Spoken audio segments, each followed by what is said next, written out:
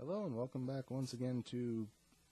I have no idea what this is. I was going through my list of movies that I've seen this year to start putting together my top and bottom list for the year, and I realized that there were quite a few movies I didn't get to see this year.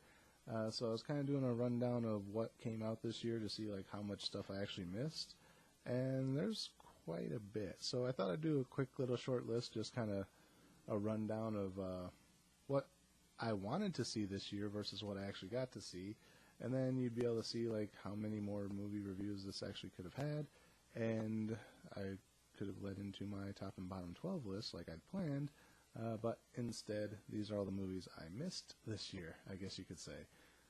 So I went through a list based on what came out each month on Wikipedia. Obviously, Wikipedia is not always 100% up to date, so there could be quite a bit of stuff missing off of here that I wanted to see. But at the same time, there's a lot of stuff I didn't want to see, so if something's not on here, that might be why. So, starting with January,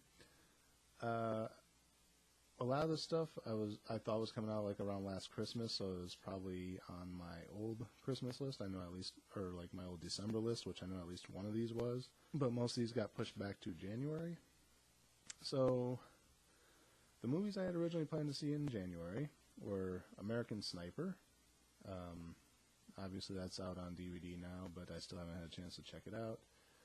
Taken 3.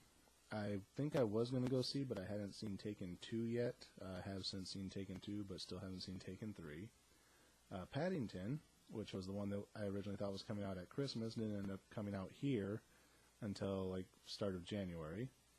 The Wedding Ringer, that was around the time I started having my financial issues and started missing movies. So that kind of extended up through the year.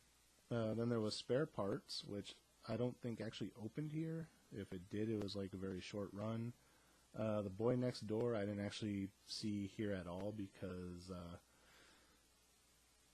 I honestly had no idea it came out until it came out on DVD, and I was like, when did that actually open? So yeah, apparently it was back in January, but it didn't come to any of the theaters here, at least not that I was aware of. Mordecai, the Johnny Depp film, looked interesting. Haven't got around to seeing it yet, but it was on the list.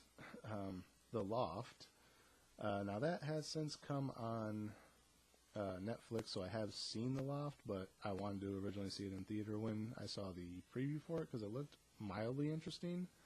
I think the preview again made it look a little bit better than what it actually was. So yeah, that one I have seen, so I guess that shouldn't really be on the list of what I missed, but it's there. Then Project Almanac. Which I don't really remember what that was about at all. I just remember it being on the list. And that's all that I was showing that I missed for January, which brings us into February now. With February, we start out with Jupiter Ascending, which is the Mila Kunis Goes to Jupiter movie. It seemed interesting at the time, and I love Mila Kunis, so I was willing to check it out. I have heard some mixed reactions about that, but as of this time, I still haven't got around to seeing it. Then there was The Seventh Son. Again, hearing mixed things about that one. Still haven't seen it, but it's on the list of things to eventually watch. The SpongeBob movie. This was around the time I was starting to get a little bit of money back, I think, but I couldn't devote it to seeing movies because I do remember that was one that I actually was going to go see just purely out of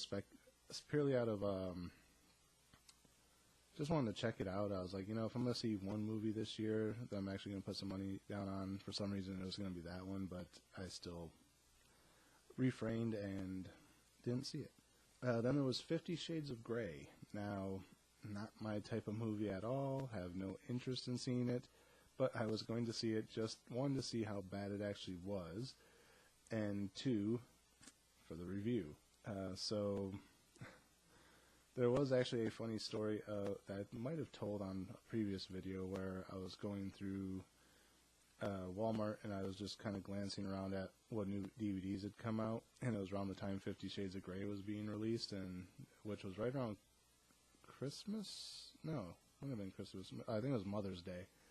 And this guy was like, "Oh, are you looking for anything in particular?" I was like, "No, just seeing what what came out that's new? And he goes, oh, well, 50 Shades of Grey came out today. And I was like, yeah, I don't think that's my type of movie. He goes, yeah, most guys seem to just be buying it for their mothers for Mother's Day or something like that.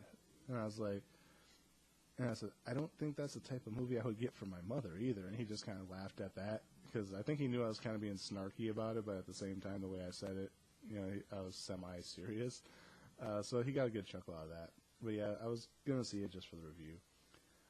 Then there was Kingsman, which I've actually heard quite a bit of good things about, and had I seen Kingsman from the way it sounds, it probably would have been in my top list for this year, but I still haven't seen it. Money's better at this point, but it's still a little tight, so I can't really run out and just buy all these on DVD right now, so if there is one that I was going to buy, though, it would probably be that one. Then there was The Duff, which, again, mixed reviews coming out on that one, too.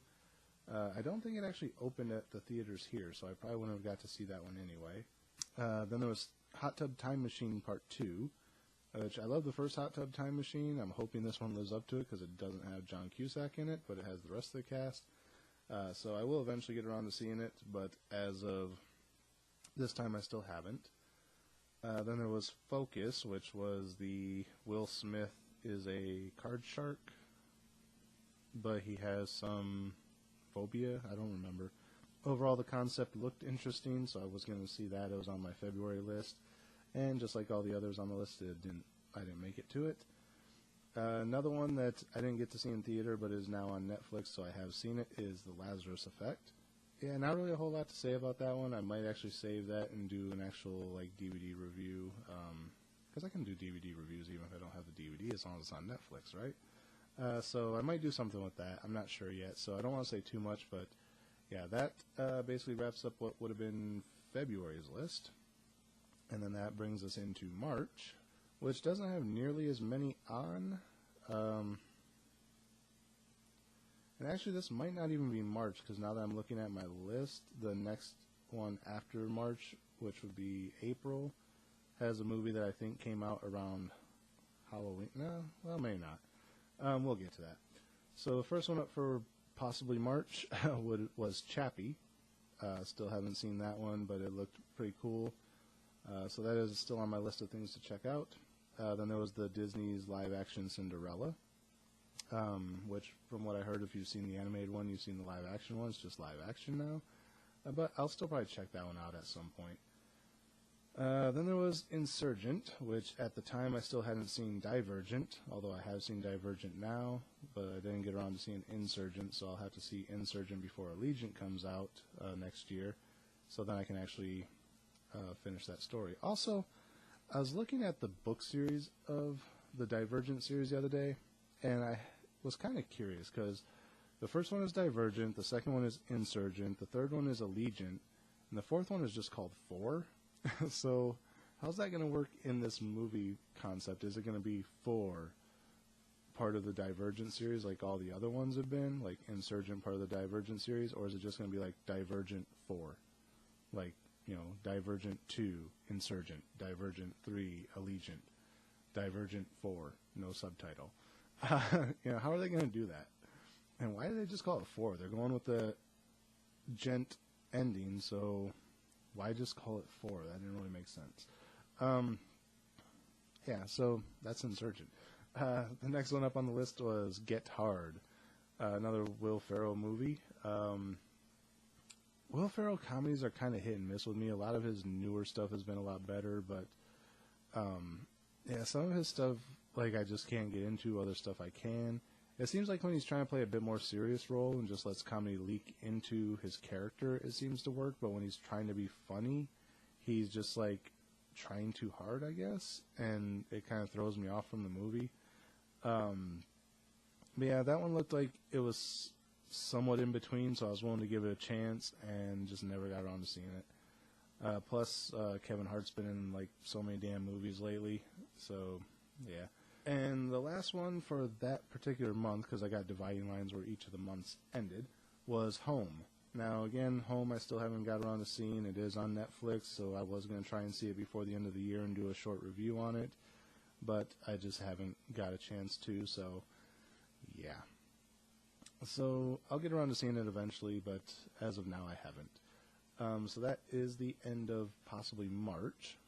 And then the only one I have in the next month, which would have been April, but I'm not sure if it's actually from April, because this is a section where like a lot of the stuff I either saw or wasn't interested in seeing. But this was around the time I was starting to get back into seeing the movie, so the rest of this list is going to be fairly short. So whatever month this is, the movie listed is Unfriended. That's why I was thinking it might not be April, because I'm pretty sure that was a Halloween release, but I'm not positive, so we're somewhere into the year. Then that was the only one for that particular month.